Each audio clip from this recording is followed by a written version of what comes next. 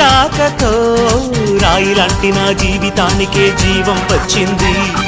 నీ చూపుతో జీవం వచ్చిన రాయే చక్కని శిల్పం అయ్యింది.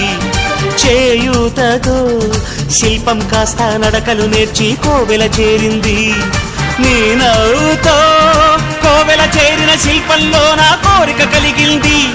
ఆ కోరికేమిటో చెప్పని నన్ను వీడి నువ్వు వెళ్ళొద్దని, మళ్ళీ రాయిని చెయ్యొద్దని.